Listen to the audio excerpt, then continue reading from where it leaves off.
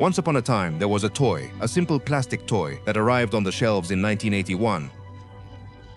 And yet, that toy hid a universe so vast, so dark, so epic, that decades later, millions of people around the world still feel something in their chest when they hear those 4 words. I have the power! But what most people don't know is that the world they knew from the cartoons wasn't the original world. The original world was much darker, much more dangerous, and much more interesting. Today we're going to go through the complete mythology of He-Man and the Masters of the Universe. From the first sketches of a designer who dreamed of a prehistoric warrior to the tragic fate of a toy line that died before revealing all its secrets. It was the year 1981. Mattel, one of the biggest toy companies in the world, was in trouble, not because it was going bankrupt, but because the competition was winning. Hasbro had its action figures, Kenner dominated with Star Wars, and Mattel needed something new, something no one had seen before. That's when a designer named Mark Taylor opened his childhood notebooks. Inside, drawn with the clumsy but passionate hand of a child, lived a hero, a primitive warrior, a muscular barbarian who fought in a wild and nameless world. Taylor called him Hordak, and when Mattel saw those drawings, something clicked. Another designer, Roger Sweet, took Taylor's concept and refined it. He gave it context, he gave it a name. He imagined a barbarian who existed in a world where medieval fantasy and high technology coexisted without explanation. Swords alongside lasers, castles next to spaceships. And he gave him a simple, powerful, and unforgettable name, He-Man. The toy line hit the stores, and what happened next left the entire industry speechless. He-Man didn't just sell well. He-Man even outsold Barbie. Barbie, the most successful doll in Mattel's history, was surpassed by a plastic barbarian with a sword. But here's what very few people remember today. Before the cartoon existed, before He-Man was a disguised prince with a cowardly tiger as a pet. Yeah. The artwork on the toy boxes told a completely different story. Artists like Rudy Obrero and Earl Norim painted the battle scenes on those boxes, and what they painted was anything but childish. Skeletor wasn't the goofy, clumsy villain everyone came to know later. He was a monster, a nightmare being, an interdimensional demon who radiated pure terror. Eternia wasn't a place of colorful adventures. It was a brutal, menacing world, a place where violence had real consequences, and heroes could die. That was the original world, a world that disappeared when the cartoon arrived. It was the Filmation animated series that changed everything, and not necessarily for the worse. The cartoon created something that the toys alone couldn't. A story, an identity, a universe that children could inhabit with their imagination. But to do that, they had to make decisions. The first and most important, He-Man would no longer be a wandering barbarian without a past. He-Man would be Prince Adam. Adam is the son of King Randor, ruler of Eternia, a just man, but worried about a son who seems to have neither ambition nor courage. A young prince who spends his days avoiding effort and seeking fun. But Adam's mother hides a secret that no inhabitant of Eternia knows. Queen Marlena was not born in Eternia. Marlena was an astronaut from Earth, a spaces explorer, who, on a mission that went terribly wrong, ended up crashing on an unknown planet called Eternia.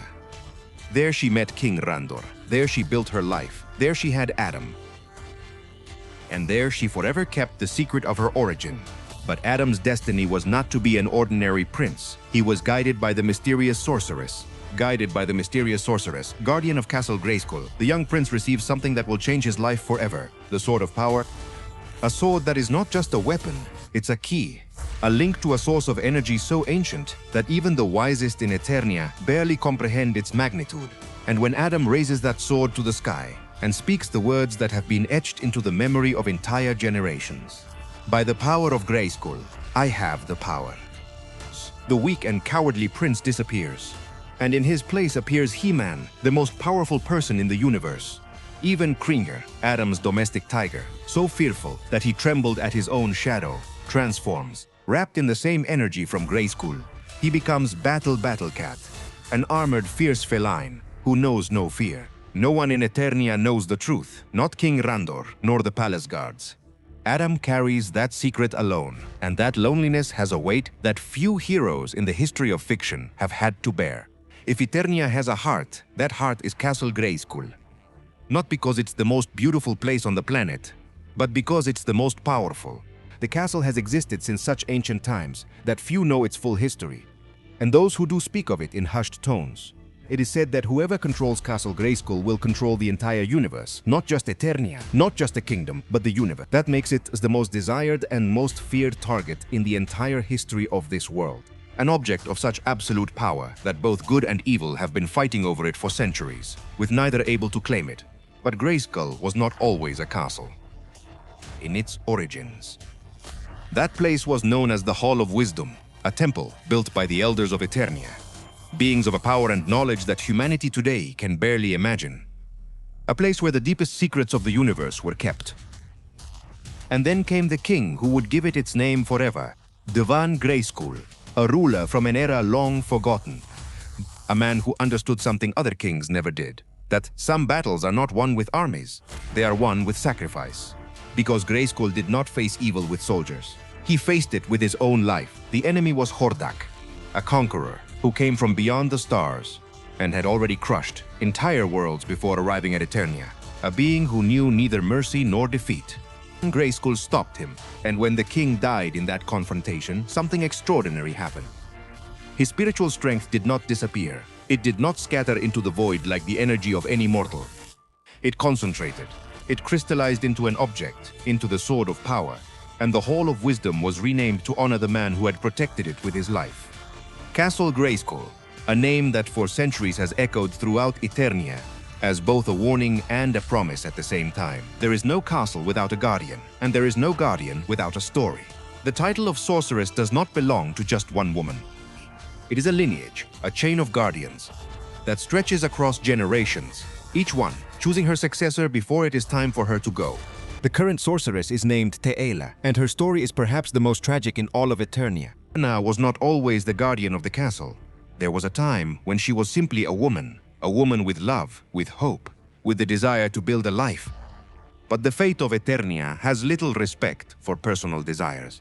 When she was chosen as the new sorceress, Teela understood that the position came with a price that no one had fully explained to her. She had to give up everything, her name, her freedom, her life outside of the castle, and most painful of all, her daughter.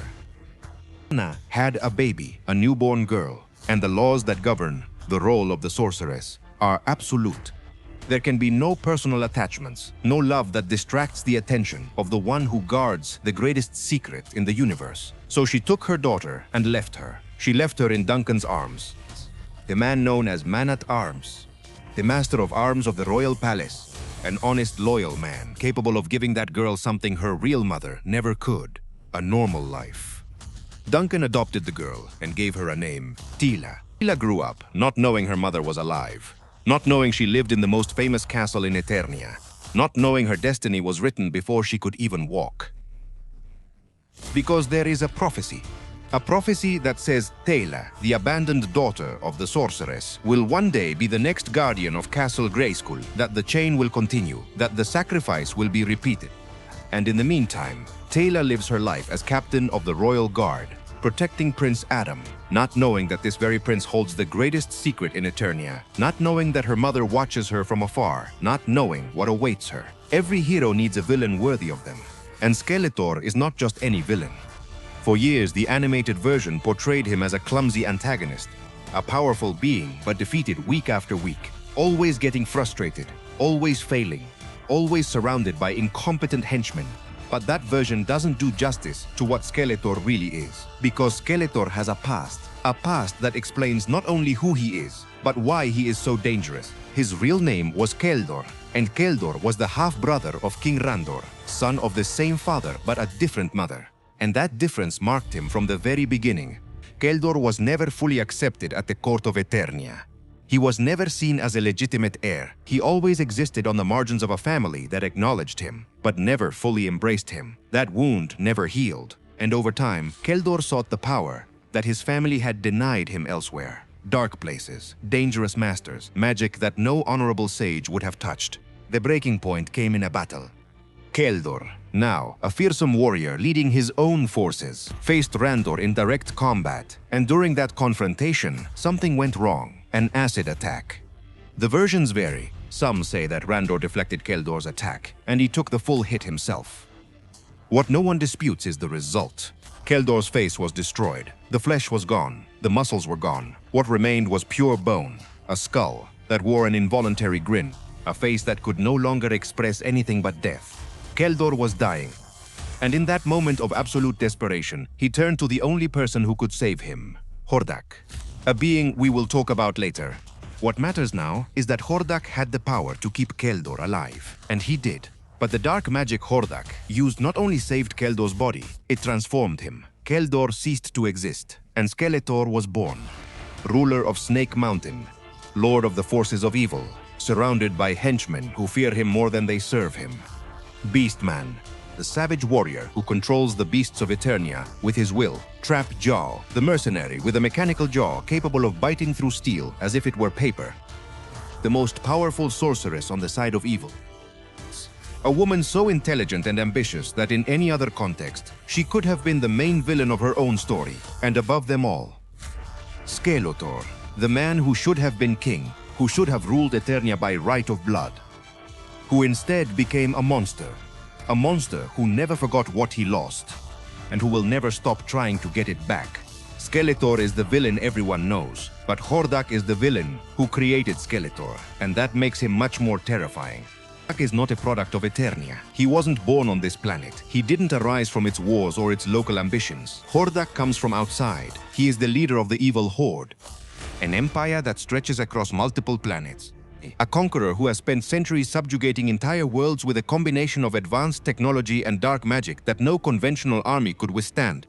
And at some point in that history of conquests, Hordak arrived on Eternia, and he took Skeletor as his apprentice. That says something about both characters. It says that Hordak saw something useful in Keldor, something he could shape in his own image. And it says that Keldor was so hungry for power that he agreed to learn from a being who came from the stars with armies at his disposal. But the relationship between master and apprentice ended, not on good terms. Hordak was eventually defeated in Eternia, banished, locked away in a dimension he couldn't escape from on his own. But before he left, he did something that would change the fate of Eternia forever. He took a baby girl to be exact, the newborn daughter of King Randor and Queen Marlena, Adam's twin sister. Her name was Adora, and Hordak took her with him to the planet Etheria, where he raised her. He trained her and turned her into one of his best commanders. Adora grew up without knowing the truth about her origins, without knowing she had a brother, without knowing that her family had searched for her for years without being able to find her. And when the truth finally came to light, when Adora discovered who she really was, she became She-Ra, the princess of power, the heroine of Etheria, the sister of He-Man, and one of the most powerful forces the Master's universe has ever produced. But that's a story that deserves its own time. What matters now is understanding Hordak, the man who stole a princess, who built an empire, who trained the most famous villain of Eternia, and who is still out there waiting. Skeletor and Hordak are not the only ones who want Eternia. There is a third faction, older than either of them, older in fact than almost anything that exists on this planet. They're called the Snake Men, and they are exactly what the name suggests. On the outside, they may look human. They can blend in with the population. They can walk among the people of Eternia without anyone suspecting anything. But inside, they're reptiles, beings who can transform, who can hypnotize with a single glance, who carry in their bodies the coldness of millions of years of predatory evolution.